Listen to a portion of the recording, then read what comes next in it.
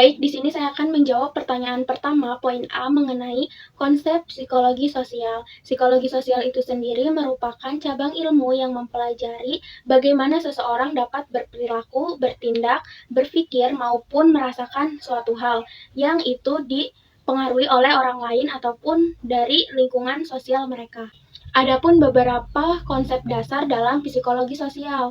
Yang pertama, konsep emosi terhadap objek sosial. Konsep emosi terhadap objek sosial ini berkaitan dengan bagaimana emosi seseorang dapat dipengaruhi oleh suatu objek ataupun individu yang ada dalam lingkungan sosial mereka. Nah, yang kedua itu konsep perhatian. Konsep perhatian ini berkaitan dengan bagaimana seseorang dapat memberikan perhatian mereka terhadap aspek-aspek tertentu yang ada di dalam lingkungan sosial mereka. Yang ketiga itu adanya konsep minat. Konsep minat dalam psikologi sosial ini berkaitan dengan apa yang membuat ataupun apa yang menarik perhatian dan ketertarikan seseorang ini dalam konteks sosial.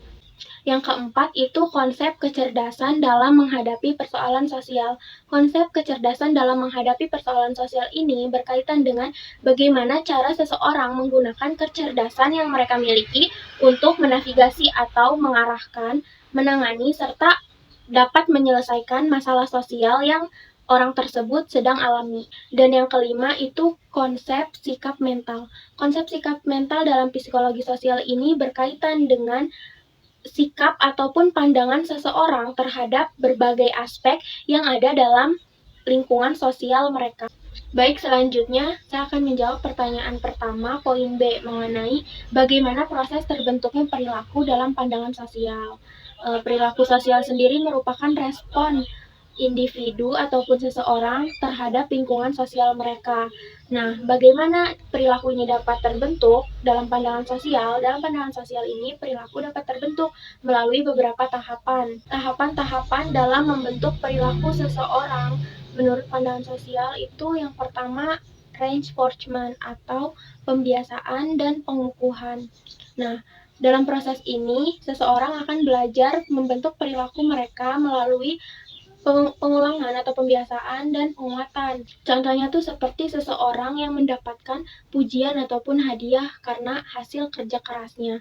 Nah, kemungkinan orang tersebut itu akan cenderung mengulangi, ya akan terus bekerja keras gitu ke depannya juga. Yang kedua itu proses conditioning atau tahapan conditioning. Conditioning ini di mana proses seseorang atau individu belajar untuk menghubungkan stimulus tertentu dengan respon tertentu. Contohnya itu seperti seseorang merasa gugup ketika berbicara di depan umum. Nah, kemungkinan orang tersebut akan mulai merasa gugup ketika mereka berhadapan dengan banyak orang. Yang ketiga yaitu pengalaman dan pengetahuan. Perilaku seseorang juga dapat terbentuk melalui pengalaman dan pengetahuan. Contohnya itu seperti seseorang akan lebih rajin belajar ketika mereka mengetahui pengetahuan tentang keutamaan orang belajar ataupun menuntut ilmu.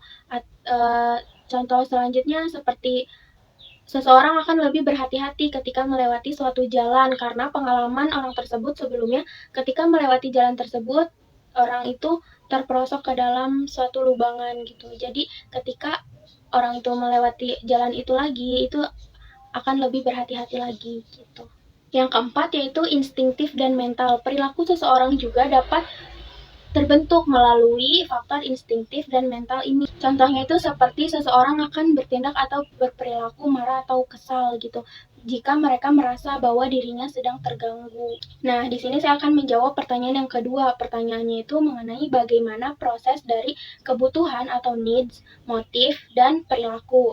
Nah, pengertian dari kebutuhan itu sendiri merupakan kondisi di mana adanya sesuatu yang diperlukan, dibutuhkan, ataupun diinginkan oleh individu atau seseorang. Sedangkan motif adalah alasan atau dorongan yang menjadi pendorong orang tersebut untuk memenuhi kebutuhannya itu. Nah, dan perilaku adalah suatu tindakan yang dilakukan oleh seseorang terhadap motif dan kebutuhannya itu. Jadi dapat disimpulkan bahwasanya dari ketiga pernyataan tersebut mengenai kebutuhan atau needs, motif, dan perilaku, ketiganya itu sangat berkaitan dan berkesinambungan.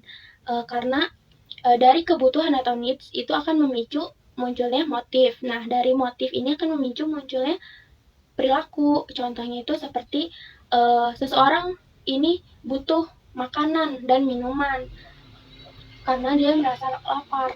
Nah, motif dari kebutuhannya itu, butuh makan itu memicu munculnya motif. Motif ini kan alasan dan dorongan gitu seseorang untuk memenuhi kebutuhannya ini. Nah, jadi dari kebutuhan ini lapar itu muncul motif nih. Motifnya kan butuhnya ini kan makan. Nah, muncul motifnya ini kan karena dia kelaparan ataupun kehausan gitu. Nah, dari motif ini muncullah perilaku untuk memenuhi keduanya ini, memenuhi kebutuhan dan motifnya ini. Perilakunya yaitu misalkan ya dia pergi ke tempat, ke warung gitu atau ke tempat makan, beli makan atau bekerja mencari duit untuk membeli makan gitu. Nah, untuk memenuhi kebutuhan dan motifnya ini gitu. Jadi ya dari seseorang itu pasti pertamanya butuh sesuatu gitu. Nah, terus muncullah nih kayak rasa ataupun dorongan dari dirinya untuk memenuhi kebutuhannya ini. Nah, dari rasa ataupun alasan dorongan dari dalam dirinya ini memicu munculnya perilaku ataupun tindakan gitu. Baik, di sini saya akan menjawab pertanyaan nomor 3 poin A. Pertanyaannya, hal-hal apa saja yang dapat membuat seseorang dapat terpengaruh oleh individu atau orang lain dalam konsep konformitas. Nah, ada beberapa hal yang dapat mempengaruhi konformitas seseorang. Menurut Myers, diantaranya yang pertama yaitu pengaruh dari orang-orang yang disukai.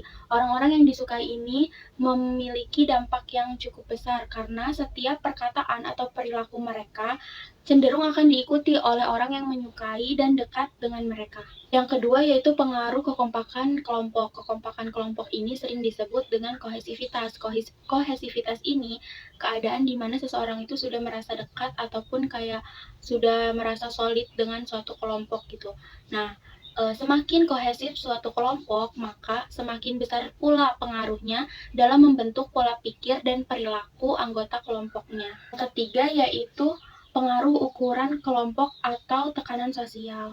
Konformitas akan meningkat sejalan dengan bertambahnya jumlah anggota kelompok. Semakin besar anggota kelompok, maka semakin besar pula kecenderungan kita untuk ikut serta dalam kelompok tersebut. Walaupun mungkin kita akan menerapkan sesuatu yang berbeda dari yang kita inginkan. Yang keempat yaitu peran sosial. Seseorang akan cenderung menyamakan dirinya dengan norma-norma sosial atau budaya yang ada dalam masyarakatnya sebagai bukti komitmen bahwa dirinya dapat menyesuaikan dengan lingkungan sekitarnya agar memiliki kesamaan dengan mayoritas kelompok. Selanjutnya saya akan menjawab pertanyaan nomor 3 poin B mengenai jenis-jenis konformitas dan sertakan contohnya dalam kehidupan sehari-hari. Terdapat dua jenis konformitas. Yang pertama yaitu pemenuhan atau compliance. Compliance ini dapat diartikan sebagai perilaku konformitas yang dimana individu berperilaku sesuai dengan tekanan kelompok, walaupun secara pribadi ia tidak setuju dengan perilaku tersebut. Konformitas ini dilakukan untuk individu itu dapat diterima dalam suatu kelompok dan untuk menghindari penolakan. Nah, contoh dari konformitas compliance ini contohnya seperti seorang remaja yang ingin memiliki HP iPhone karena melihat teman-temannya yang lain menggunakan HP iPhone, jadi dia tidak ingin merasa diasingkan. Jenis konformitas yang kedua yaitu penerimaan atau acceptance. Acceptance ini merupakan bentuk konformitas yang dimana perilaku dan keyakinan individu ini sesuai dengan tekanan kelompok. Dalam bentuk acceptance ini, konformitas terjadi karena kelompok tersebut menyediakan informasi penting yang tidak dimiliki oleh individu tersebut. Nah, contoh dari konformitas acceptance ini, contohnya itu seperti seseorang memutuskan untuk membeli suatu produk karena sebelumnya dia mendapatkan informasi dari teman-temannya atau kelompoknya bahwa produk tersebut memiliki banyak kegunaan atau manfaat. Baik, selanjutnya saya akan menjawab pertanyaan nomor 3 poin C, yaitu bagaimana konformitas teman sebaya menurut saudara. Menurut saya, konformitas teman sebaya atau dalam bahasa Inggris biasa disebut dengan peer conformity merupakan proses di mana individu atau seseorang menyesuaikan keyakinan, kepercayaan, sikap, ataupun tindakan mereka sesuai dengan norma atau standar yang berlaku pada kelompok teman sebaya mereka tersebut. Nah, selanjutnya saya akan menjawab pertanyaan nomor 3, poin D. Bagaimana hubungan dengan teman sebaya dapat berpengaruh terhadap perilaku remaja saat ini? Teman sebaya memiliki pengaruh yang cukup besar terhadap perilaku remaja saat ini. Teman sebaya dapat mempengaruhi berbagai aspek dalam perilaku remaja saat ini, baik secara positif maupun secara negatif. Hal ini sering terjadi di kalangan anak muda atau remaja saat ini, di mana tekanan untuk fit in atau merasa diterima dan menjadi bagian dari suatu kelompok itu bisa menjadi sangat kuat bagi remaja saat ini. Contoh negatifnya seperti remaja saat ini tuh cenderung untuk mencoba hal-hal seperti merokok, minum minuman, atau melakukan sesuatu tertentu karena mereka melihat teman-teman sebayanya juga melakukan hal itu. Atau contoh positifnya itu seperti remaja saat ini melihat teman-teman sebayanya berprestasi di sekolah, itu bisa membuat dorongan terhadap dirinya untuk bisa seperti teman-temannya itu gitu. Baik, di sini saya akan menjawab pertanyaan nomor 4, poin A, yaitu proses terjadinya persepsi. Menurut Widyatun tahun 1999, persepsi terjadi karena adanya stimulus atau objek yang merangsang untuk ditangkap oleh panca indera. Nah, dari stimulus atau objek ini akan dirubah menjadi energi syaraf yang akan disampaikan atau dibawa ke dalam otak. Nah, dengan adanya stimulus, kemudian otak akan membuat sebuah kesan atau jawaban yang merupakan persepsi dari pengamatan panca indera tersebut. Selanjutnya saya akan menjawab pertanyaan nomor 4, poin B, mengenai faktor-faktor yang mempengaruhi persepsi sosial. Terdapat beberapa faktor yang dapat mempengaruhi persepsi sosial, di antaranya yang pertama, faktor yang ada di dalam diri pembentuk persepsi seperti sikap, minat, motif, pengalaman, dan harapan-harapan yang ada di dalam diri pembentuk persepsi. Yang kedua yaitu faktor yang ada dalam diri objek atau target seperti sesuatu yang baru, gerakan, suara, kedekatan, dan kemiripan. Yang ketiga yaitu faktor dalam konteks situasi. Dalam konteks situasi ini seperti mencakup waktu, keadaan kerja, dan keadaan sosial. Baik, di sini saya akan menjawab pertanyaan nomor 5, poin A, yaitu dalam interaksi sosial terbagi atas asosiatif dan disosiatif. Jelaskan dan berikan contoh dari dua hal tersebut. Interaksi sosial asosiatif merupakan interaksi yang positif dan menunjukkan hubungan yang baik antara individu atau kelompok. Interaksi ini didasarkan dengan rasa saling pengertian, kerjasama, dan dukungan antara individu atau kelompok. Contohnya itu seperti persahabatan, kerjasama dalam tim atau satu kelompok, terus seperti hubungan yang harmonis dengan keluarga. Sedangkan interaksi sosial disosiatif merupakan interaksi yang bersifat negatif. Interaksi ini dapat merusak hubungan antara individu atau kelompok. Interaksi ini ditandai dengan adanya konflik, permusuhan, ataupun ketidakharmonisan antara individu atau kelompok. Contoh dari interaksi sosial disosiatif ini seperti kompetisi, terus bullying, dan perceraian orang tua.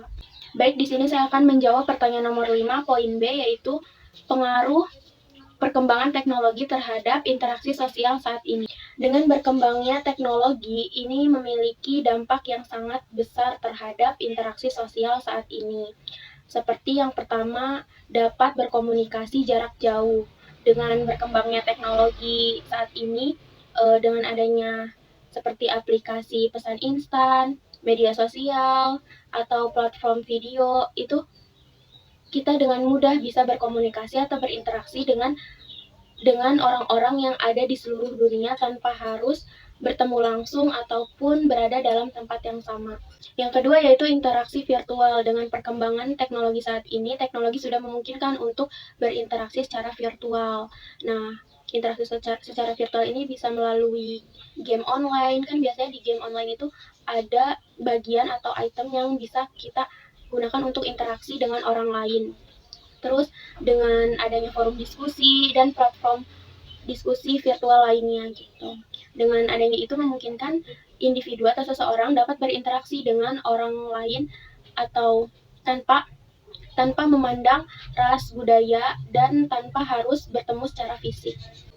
Yang ketiga yaitu pengaruh media sosial. Dengan berkembangnya teknologi saat ini, adanya media sosial ini mengubah cara kita dalam berinteraksi sosial. Dengan media sosial, kita dapat mudah berbagi pemikiran, foto, video, bahkan pengalaman dengan mudah serta cepat kepada orang lain. Dengan pengaruh media sosial juga memungkinkan kita untuk terhubung kepada suatu komunitas yang memiliki minat dan tujuan yang sama dengan kita. Namun, dalam penggunaan media sosial juga dapat mempengaruhi kesehatan mental serta dapat menyebabkan tekanan sosial, cyberbullying, bahkan dapat menjadi perbandingan sosial yang merugikan. Baik, di sini saya akan menjawab pertanyaan nomor 5, poin C, mengenai strategi apa yang saudara akan lakukan sebagai guru BK untuk mengatasi konflik dalam interaksi sosial. Mungkin yang dapat saya lakukan atau strategi yang akan saya lakukan sebagai guru BK untuk mengatasi konflik interaksi sosial yaitu diantaranya yang pertama membangun kesadaran diri. Saya akan membantu mereka untuk memahami pentingnya kesadaran diri dan empati terhadap orang lain. Saya juga akan mengajarkan mereka untuk memahami perasaan dan perspektif orang lain agar mereka dapat mengembangkan pemahaman yang lebih baik tentang konflik yang mereka hadapi serta dapat mengatasi bagaimana cara mengatasi konflik yang mereka hadapi tersebut. Yang kedua yaitu komunikasi yang efektif. Saya akan mengajarkan mereka atau siswa saya tentang keterampilan komunikasi yang efektif seperti berbicara dengan sopan dan dapat mengungkapkan perasaan dengan jelas. Dengan memiliki komunikasi yang efektif ini, siswa dapat mengungkapkan kekhawatiran, kebutuhan, dan harapan mereka. Mungkin dengan cara itu dapat mengurangi konflik dalam interaksi sosial. Yang ketiga yaitu membangun keterampilan sosial. Saya akan melibatkan siswa saya untuk ikut berbagai kegiatan yang dapat meningkatkan keterampilan sosial mereka, seperti kerja kelompok, terus ikut games kelompok gitu, atau proyek kolaboratif. Dengan siswa mengikuti kegiatan ini, siswa dapat belajar tentang arti kerjasama, terus dapat menghargai perbedaan, serta dapat mengurangi konflik dalam interaksi sosial.